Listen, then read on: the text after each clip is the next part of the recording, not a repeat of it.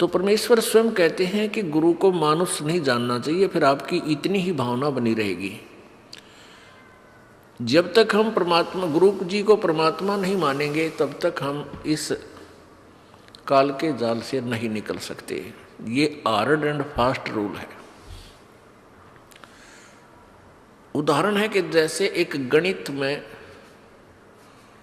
ऋण का एक प्रश्न होता है, उसमें मूलधन ज्ञात करना होता है। उसमें मूलधन ज्ञात करना होता है, उसके लिए सपोज करना होता है कि मान लीजिए मूलधन 100 रुपये। वो मूलधन 100 रुपये सपोज करना पड़ता है, मानना पड़ता है।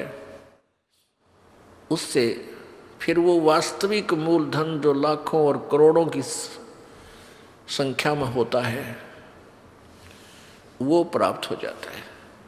मूलधन 100 रुपये मानकर हम उस वास्तविक ओरिजिनल मूलधन को प्राप्त कर सकते हैं, अर्थात अपनी प्रॉब्लम सोल्व कर सकते हैं, प्रश्न हल कर सकते हैं। इसी प्रकार आप जी ने गुरुदेव को भगवान मानकर चलना होगा,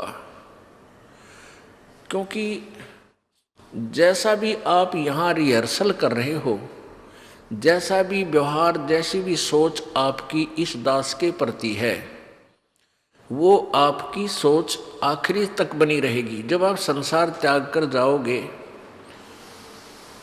आगे परमात्मा त्रिकुटी के ऊपर आपको इस दास के रूप में मिलेगा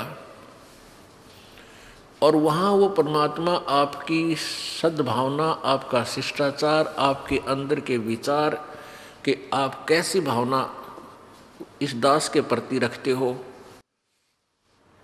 तो वहाँ आपके हृदय की अंतर्यामी परमात्मा वहाँ आपकी फिर परीक्षा होती है, लेगा। तो इसलिए आप जी ने परमात्मा के आदेश अनुसार गुरु जी को परमात्मा मानना चाहिए। गुरु परमात्मा नहीं है, लेकिन आप जी ने उनको भगवान मानना पड़ेगा यदि ये प्रश्न हल करना है तो, नहीं तो हो ही नहीं सकता। ये नियम है।